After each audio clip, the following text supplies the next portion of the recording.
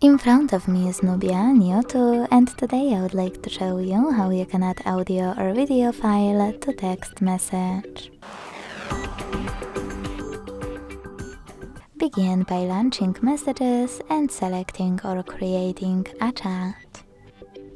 Then, to add an audio file, use the space at the bottom left corner.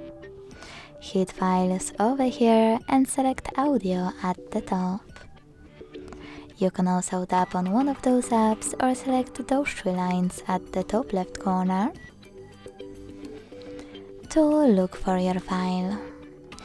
When you find it, hold it and tap on Select at the top right corner. As you can see after that, my audio file was successfully added.